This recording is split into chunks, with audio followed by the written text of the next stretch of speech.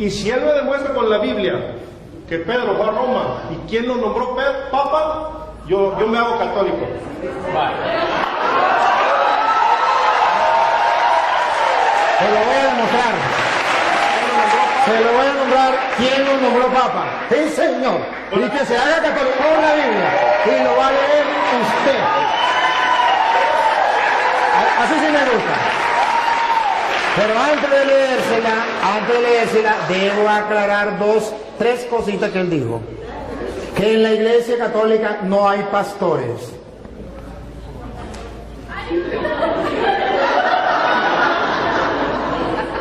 No captó lo que leímos de Juan 21:15, donde Jesús nombró un pastor para guiar a toda la iglesia, que se llama el Papa. Y en la Iglesia Católica tenemos un pastor. A ver, pastor es el que gobierna un rebaño. Usted tiene un pastor que se llama Daniel, porque este Daniel tiene un rebaño del cual usted es oveja. Él es pastor, solo que no es pastor de Cristo. Pero Pedro tiene un rebaño, yo tengo un rebaño, este es un rebaño y yo soy pastor. Para, si usted no lo sabía, el que tenga un rebaño y que dirija el rebaño, lo alimente, yo lo estoy alimentando, y lo cuide, yo lo estoy cuidando, eso se llama pastor. Ahora bien, él me habla de Efesios capítulo 4 versículo 11, que lo vamos a leer. Cuando en capítulo 4 versículo 11 de Efesios dice lo que él quiso decir, que no existía en la iglesia pastor, es porque él no sabe lo que es un pastor dentro del contexto bíblico. Dentro del contexto bíblico, el pastor es el que tiene un rebaño que guiar, una encomienda. Y si usted no sabe que presbítero es la misma misión de pastor, eso ya es cosa suya. Presbítero era anciano que dirigía una comunidad, y a eso se le llama también pastor. Que usted no lo sepa, me perdona, pero presbítero significa anciano, y no anciano por viejo, sino porque tenía una comunidad que dirigir, que guiar, y a eso lo llamó Jesús oveja, y al que encargado de dirigir eso lo llamó pastor. Entonces me perdona, pero ahora Efesios capítulo 4 versículo 11, ustedes lo van a escuchar. Y ahí vamos a aclarar dos ideas que él dijo. Una, dale. Y él mismo concedió a unos ser apóstoles. A unos ser apóstoles. Y si, para que tengamos claro qué significa apóstol, a unos nombró apóstol. Apóstol significa aquel que no viene por su propia cuenta, aquel que viene porque ha sido enviado, aquel que tiene una misión. Apóstol no es aquel que diga yo soy apóstol. Apóstol es el que fue enviado. Por eso llamamos sucesión apostólica, porque en la Iglesia Católica nadie se nombra apóstol. No, en la Iglesia Católica nadie, porque ninguno se puede nombrar apóstol. Apóstol lo nombra otro, porque para eso es enviado. Si no lo envió nadie, no es apóstol.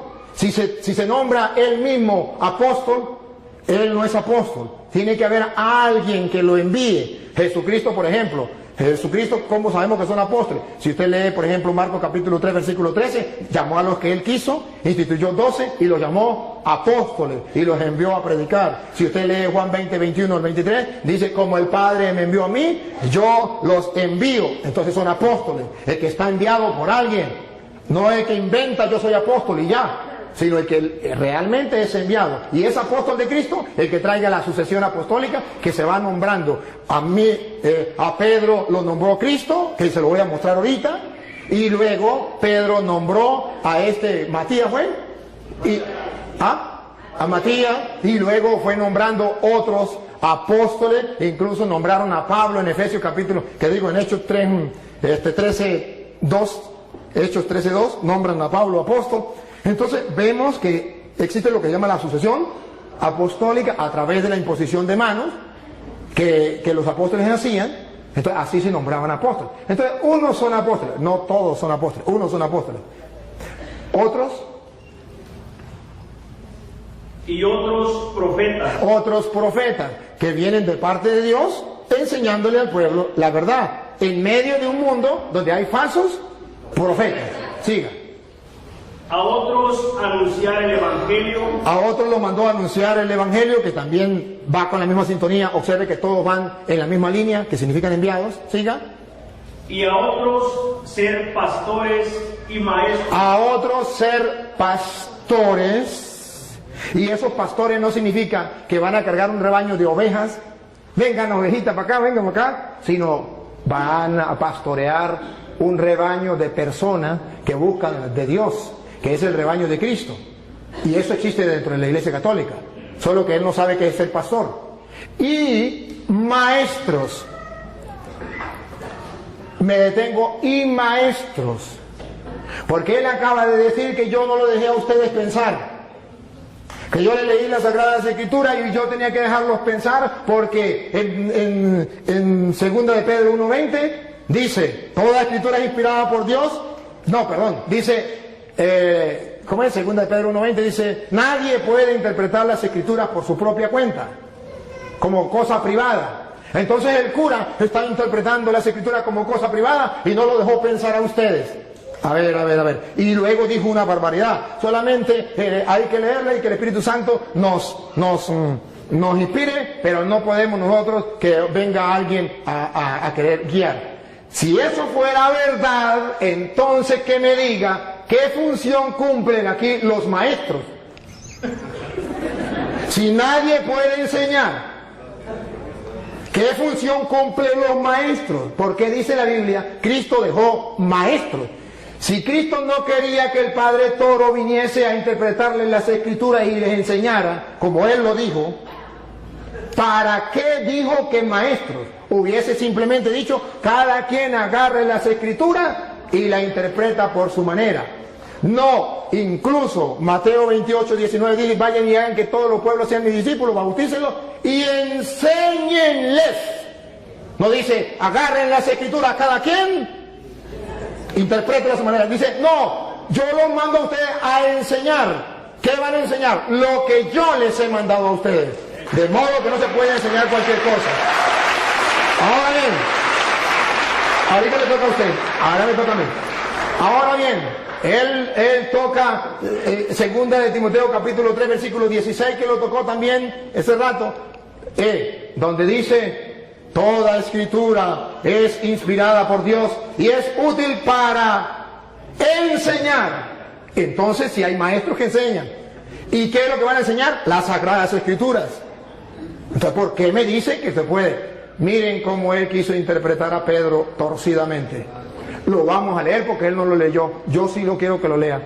En 2 de Pedro 1:20, ustedes van a escuchar lo que dice las Escrituras. Verá que no es lo que él dice, que cada quien puede interpretar la Escritura por su propia cuenta, que yo no les puedo explicar. No. Yo no dije eso, dije que el Espíritu Santo nos iba a ayudar.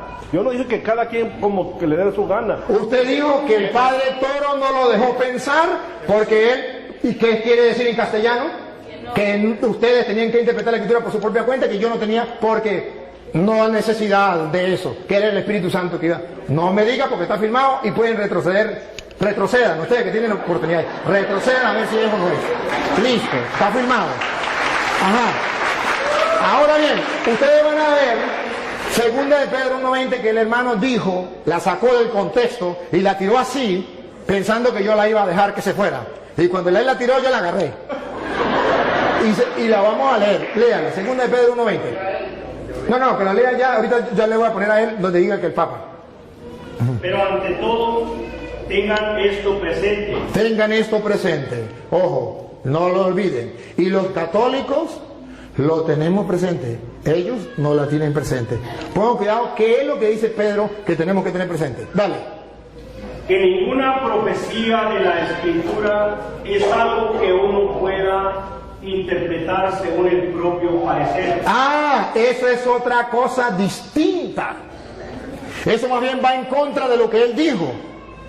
Él dijo que cada quien podía interpretar las Escrituras sin que nadie le enseñara, porque el cura estaba impidiéndole a ustedes pensar, interpretar las Escrituras.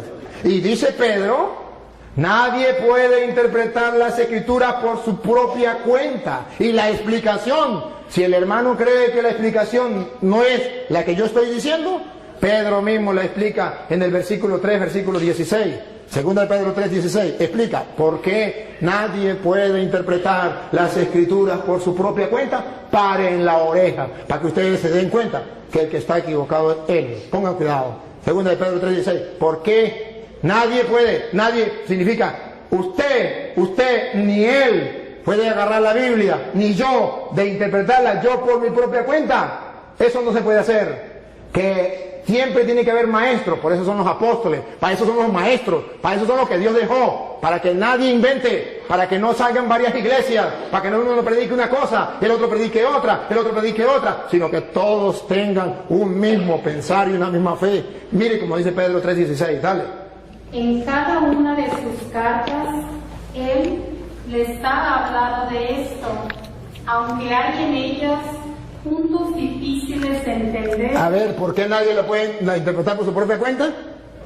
Si yo no les explico, hay en ellas cosas, puntos difíciles de entender. Paren la oreja. Que los ignorantes... Siga. Y los débiles... Y los débiles... En la fe... En la fe, débiles en la fe... Tuercen... Como tuercen las demás escrituras para su propia condenación. Observen, ¿por qué nadie puede interpretar? ¿Por qué Cristo dejó los maestros? ¿Por qué tiene que haber un cura enseñándoles a ustedes? Para que ustedes no hagan lo de los ignorantes y los poco firmes de la fe, que interpretan las escrituras por su propia cuenta y para su propia condenación. No es un juego, no es que yo agarro las escrituras y las leo por mi propia cuenta, invento lo que a mí me dé la gana y soy salvo, aleluya. No, señor, eso es para su propia condenación. Tengo que yo leer las escrituras y dejarme guiar, porque yo busco la salvación, el mensaje de Jesucristo. Y escuche lo que viene. Por eso, queridos hermanos católicos, ya que ustedes saben de antemano estas cosas, ya que ya se los dije a ustedes y lo están leyendo y lo saben de antemano estas cosas, cuídense, porque después las puertas para allá, para que no sean arrastrados por los engaños de los malvados, ni caigan de su firme posición. Siga. Pero conozcan mejor a nuestro Señor. Entonces, está diciendo que cuidadito. Ustedes ya saben, no se vayan a dejar engañar de esa gente. Conozcan más bien al Señor bien. Entonces Pablo está diciendo la explicación. Ningún cristiano tiene permiso para hacer lo que dijo Martín Lutero. Eso no es de él, eso es de Martín Lutero. Cada quien puede interpretar las escrituras por su propia cuenta. Palabra de Satanás. Eso no es palabra de Dios. La palabra de Dios es: nadie puede interpretar las escrituras por su propia cuenta, porque los ignorantes y poco firmes en la fe tuercen las escrituras para su propia condenación. Ahora comprenden por qué hay tantas sectas. Porque cada quien interpreta las escrituras por su propia cuenta. Porque eso es lo que Él quiere, que ustedes interpreten las escrituras por su propia cuenta y cada uno de ustedes funde una iglesia. Pero Él me pregunta,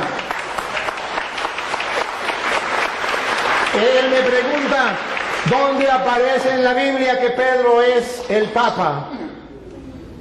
¿Y quién lo nombró Papa? Usted mismo lo va a leer, búsquemelo en la Biblia. Pero primero tiene que saber qué significa Papa. ¿Saben? Padre. A ver, otra vez. Padre. Padre. ¿Lo escucharon por las redes sociales? Sí, significa Padre. ¿Quién lo nombró Padre? Papa. Nuestro Señor Jesucristo. Nuestro Señor Jesucristo lo nombró Papa. Padre. ¿Dónde? Mateo capítulo 16, versículo 18, que él mismo va a leer, por favor. Él mismo lo va a leer. Y yo te digo, tú eres Pedro, y sobre esta piedra edificaré mi iglesia. A ver, dígalo, dígalo. Y yo te digo hoy que tú eres Pedro, no dice Papa. No, es que todavía no lo he explicado. Todavía no lo he explicado. Lo está explicando usted. Yo todavía no lo he explicado. Es que no dice así. No, por él. Usted lo va a leer o lo leen ellos. No, yo lo leo. Bueno, dale. Es que ustedes no olviden qué significa Papa. Padre. Nunca lo olviden. Porque él me pregunta quién nombró a Pedro Papa. Y se mete a católico, vamos a ver si cumple. Ya le tengo. Ok, 3:18, ¿no? Sí. Y ahora yo te digo, tú eres Pedro, o sea, piedra, y sobre esta piedra edificaré mi iglesia. Siga.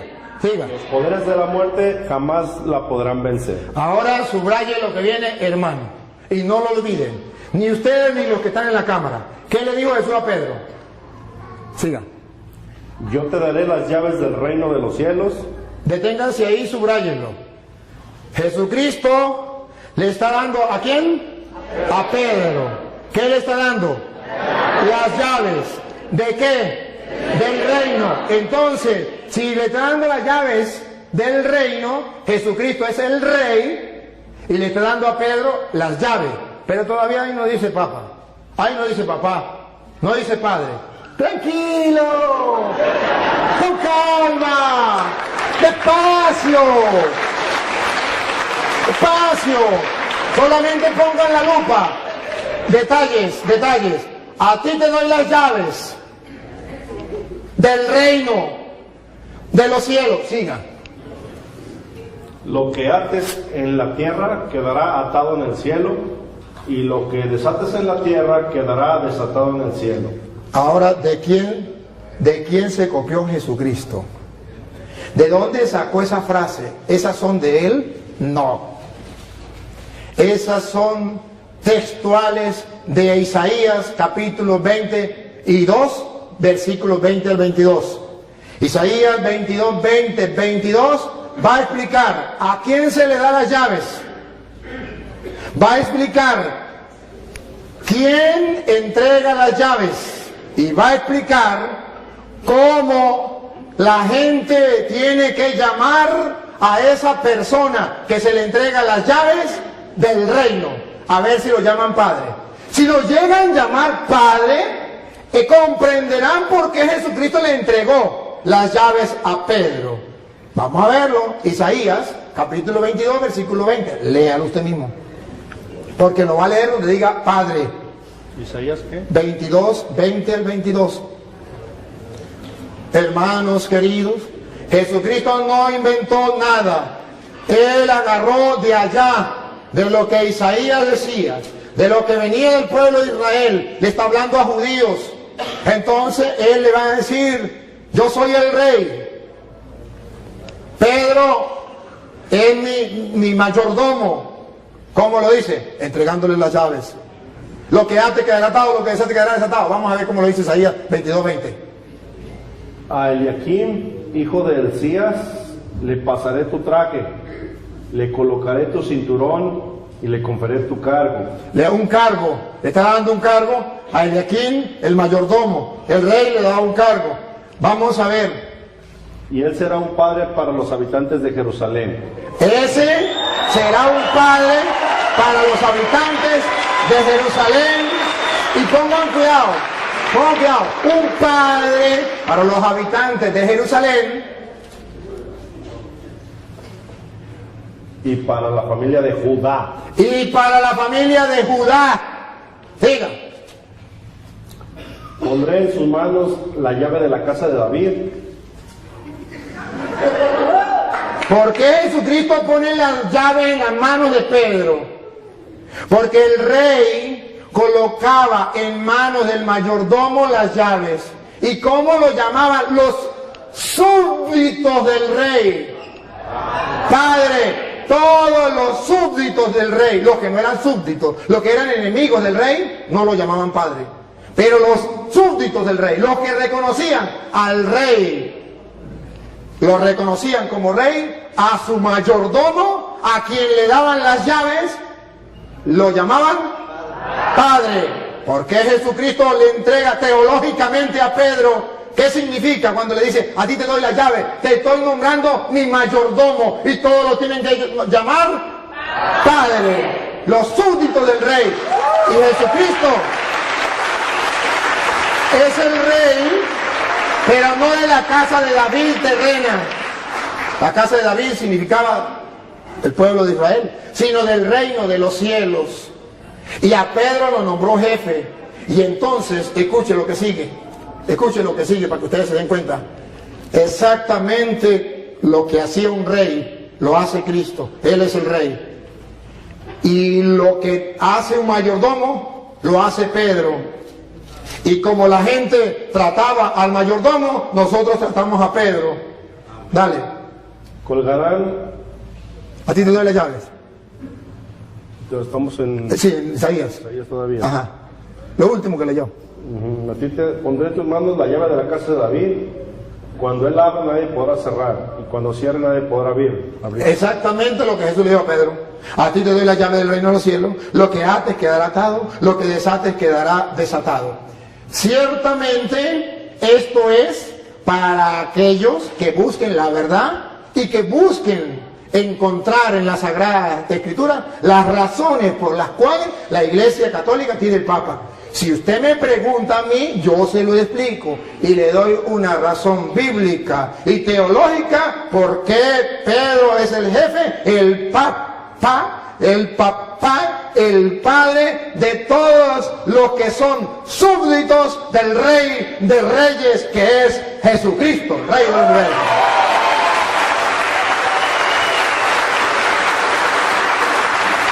Yo cumplí con demostrárselo.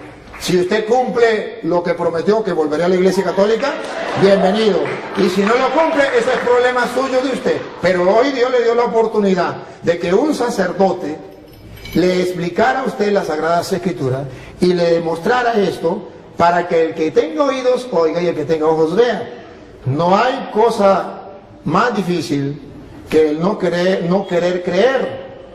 Con encontrarse con la palabra del Señor. No hay peor ciego que el que no quiere ver y no hay peor sordo que el que no quiere oír. Entonces, hermano querido, con todo el amor de mi corazón, de verdad le agradezco que usted esté compartiendo con nosotros. Si quiere hacer otra pregunta, si quiere hacer otra cosa, ánimo, aquí está el micrófono.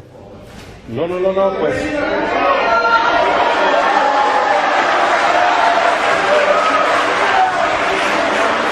Bienvenido.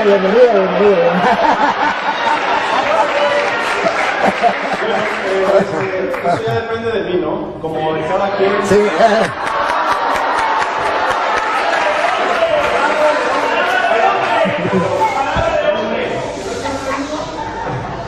Oiga, yo no dije cuándo. Es broma. Pero yo pertenezco a la Iglesia Católica. Yo cuando dije que no. Muy bien. Bueno, está bien.